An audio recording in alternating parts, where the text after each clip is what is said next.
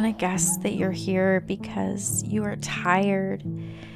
You are so badly wanting to have more time for the things that actually matter, your kids, your family, and it feels like the demands of motherhood are holding you back from enjoying the memories. Let's see. You guys are cute. I knew that I wanted to say goodbye to my busy life because number one, I was tired of being tired. Literally, I was so done with feeling like I was constantly doing. And secondly, I knew that my kids deserved more. I knew that they deserved the best version of me. I knew that they deserved my wholehearted, fully present version of myself, and it wasn't fair that I was saying yes, which we'll get to in a little bit, to other things, and I wasn't caring about what mattered to my family. So today I'm going to be sharing with you the 6 things that, I think it's 6, don't quote me on 6 because I'll probably change my mind while I'm editing, but 6 things that I have done to say goodbye, to exit my busy mom era. If you're new here, my name is Alexis. I am a stay-at-home mama to 2 little girls, and I'm actually a parenting coach. I went to school because I was struggling with postpartum rage, and I thought that this would fix it. Little did I know that it definitely helped, but it would lead me down a journey of learning how to heal from anxiety and postpartum rage and just my anger that I felt and didn't understand why. And so I knew that if I found healing, that I wanted to share that with the world. And so that's why I created this YouTube channel. So if you end up enjoying this video, I would love to have you subscribe and to join this little corner of the internet. So, alrighty, let's get into today's video.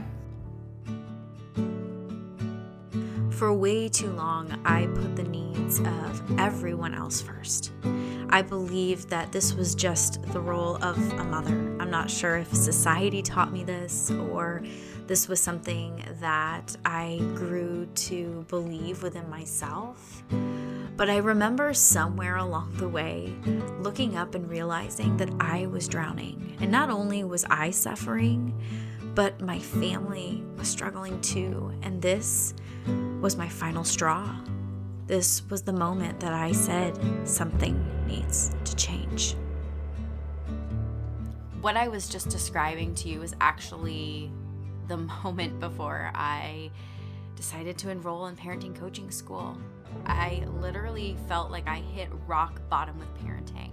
I felt like I had hit this all-time low of who I was as a mom, and I decided, well, maybe parenting coaching school will teach me how to be a better parent, and it'll teach me how to make my kids behave so I'm not angry. And through that process, and it wasn't really until the very end of my journey where all the pieces started to come together, and I understood that, one, this had nothing to do with my children, but this had everything to do with how I was showing up in my environment, the environment that I was creating, you know, whether that be physically, emotionally, what was the feeling when my kids came into the home, and what was their experience? And more times than not, I think I was really stressed and in this heightened state. And so that's really where today's video is coming from. It's kind of a culmination of, I had read this book after I had gotten out of school about, it was called Simplicity Parenting. I've mentioned it here before. I'll make sure to link it below.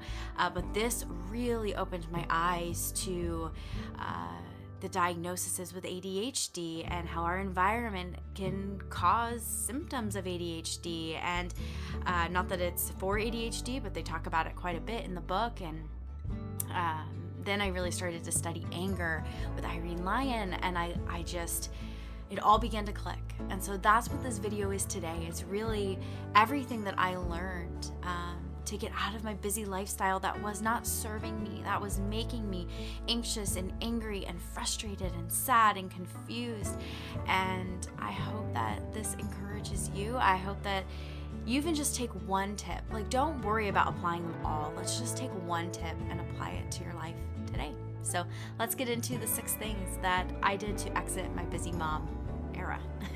The very first thing that I think is important when we're thinking about ditching the busyness is understanding that there's this window of tolerance, right? And in the beginning, being slow, if we even talk about slow living here, is not something that you can just jump into. You can't just be slow one day when your nervous system is in a heightened state.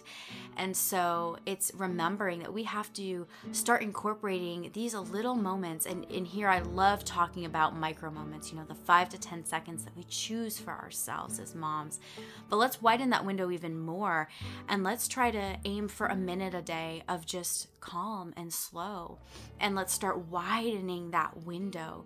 It's not just going to be where we can flick a switch and say, okay, my life's slow for the entire morning now. It's going to be just a slow morning routine. Like, that is just not realistic, and you're not going to meet your goals. So start with just the easiest part of the day, which for us was mealtime. I would just start by lighting a candle and just enjoying our family to its fullest in that moment. Okay, the second thing that I would do is learn how to set really good boundaries.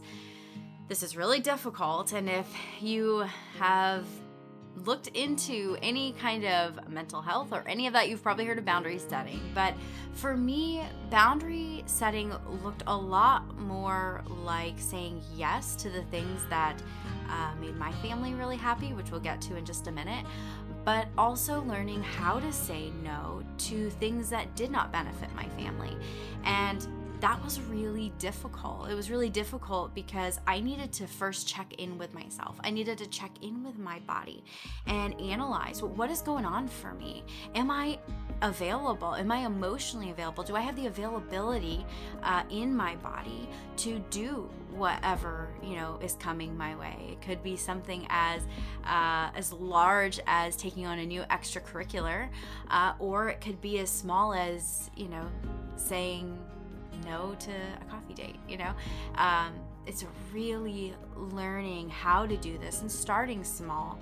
In the beginning, I think I started, if I'm thinking back correctly, I started with saying no to things with my husband. I would say, he'd say, oh, tonight let's watch a movie, and I really wasn't in the mood for it. I'd say, oh, no, I'm not really in the mood for that tonight. Can we do something else? And again, if we talk about window of tolerance, this is where we kind of start building up and making, using building blocks to get to where we want to be and where we want to go. So again, this is not a quick process, but starting this, doing this on a daily and very consistent basis is going to help you to start to prioritize and to focus on what actually matters to you. So this is going to lead me to number 3, which is having a family-focused or family-centered family. I made a decision I think it was even before parenting coaching school. I was listening to a podcast with Brene Brown, and she talked about a family-focused family, family, and then kid-focused family. I think she says, let me see, I think I wrote it down. She says family-focused family, I believe. And I remember looking at my husband and saying, we need to have a family-focused family. And what that means is a family who cares about the well-being of everybody in that family. It's what we do on a day-to-day basis doesn't just affect us, it affects everybody. And how is that going to affect that person? And so for us, that means we're not going to take on 2 extracurriculars for my oldest, and then my husband's working 6 days a week, and now I'm really tired, and we're going to church 2 days a week, and we have football on Sunday, and it's like I cannot do all that. I cannot. And so me, again, learning my boundaries and showing up and being able to say, no, that doesn't work for me. Or especially being a mama, if you have littles, you are really the voice for them. So voicing, I don't think that this is best for them. I don't think that this is what our family's needing at this time.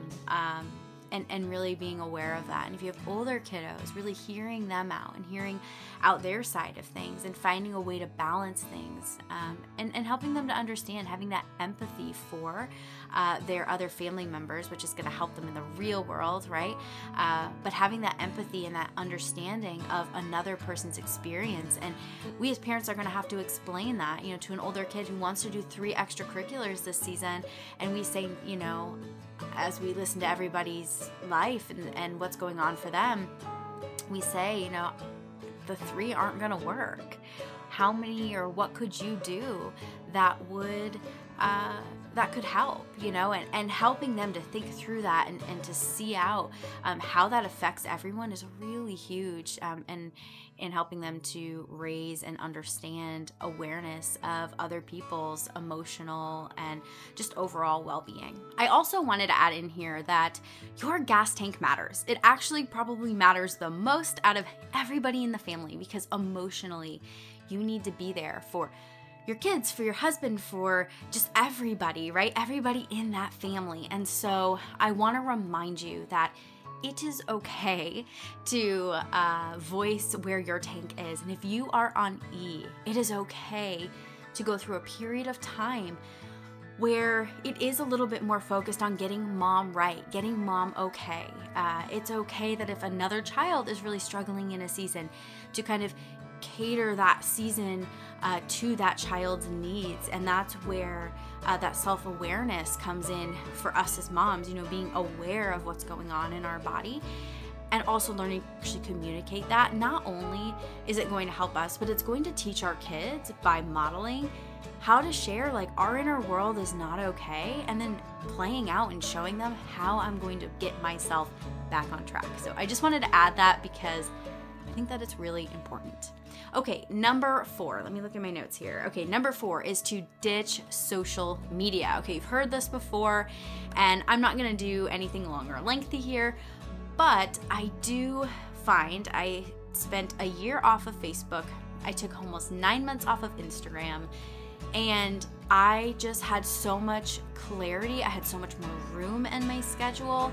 And I wasn't finding myself just picking up my phone to scroll, whether that be in the grocery line or even like I had a minute of downtime and I'm like, oh, I don't know what else to do. I'll just numb out and I'll relax, and I will scroll on social media, which was interesting. I did a poll just recently in my community, and a lot of moms were calling social media their relax time. And I'm like, that is just not relaxing. That is numbing out. That is, trying to get our brains to think of something different. And so for me, it was really healthy to detox. There's so many videos out there about how you can go about detoxing. If that's something you want to do, you don't even have to do anything drastic. You could just detox 1 day a week, just say, oh, every Sunday I don't use social media. It doesn't have to be big. It doesn't have to be elaborate or long 7, 8, 9 month process. It just needs to be just a little bit, just to help your body start widening that window of tolerance and allowing you to really enjoy the moments and being very present. And like I said, for me, it was not easy just to cold turkey stop, but for some people that works really well. So find something that works for you. Like I said, there's so many videos out there. So my next point is something that I'm sharing for the very first time. This is my habit tracker. Tracking your habits is so helpful in getting that slow, busy lifestyle to actually stick, because you're seeing in the process what you're doing and it's keeping you accountable.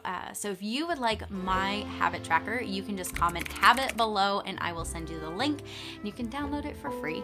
I created this through honestly years of figuring out what would work. I have watched YouTube video after YouTube video on how to journal and how to stick to journaling and all of that. I've loved journaling for the last 9 years. That's been a huge part of my life. I love prayer journaling, and so this journal helped me to really stick with the slowness and the habits that come along with that. And it also kind of gave me something to say, like, you know, I crossed this off. So I did it, you know, and it gave me that feeling of, oh, this feels so good. You know, I'm sticking to it. And also seeing how consistent I was also helping, or how inconsistent I was and how I really needed to work on that because it was really important to me. So if you're interested, make sure that you comment habit below because I think you're going to enjoy this journal. I think it's going to be really helpful in your journey. Okay, so I've gained a friend, which kind of leads me into number 6, is holding ourselves accountable. Holding ourselves accountable with friends and family members, just telling somebody that you want to live a slow life, that you don't want to live this busy lifestyle anymore. And there's, for me, something very physical about actually telling somebody that holds me accountable, but they also know what you're doing and how you're changing your life, so it's not coming as a shock or a surprise. And I think this is also an important part of the process. You know, and while you're doing this, it's like, you know, take this video and share it with your best friend and say, hey, let's do this together. You know, let's slow our lives down. I think it's really important to have people who want to do something with us, because then we don't feel like we're so alone in it, and we feel like we can ask questions and be a little bit more specific, like, okay, well, how are you boundary setting? You know, how are you saying no? How are you, you know, encouraging a family-focused family? What does this look like? You know, and having that person to really guide you and lead you through. So anyway, as always, if you have any questions or thoughts or just want to share something with me, make sure that you comment them below. And I hope that this video encouraged you just to become the mom that you have always wanted to be. If you enjoyed this video, give it a thumbs up and also subscribe, because not only does it help me, but it encourages others to find my channel and to get a hold of this content. So alrighty guys, thanks so much for watching and happy parenting.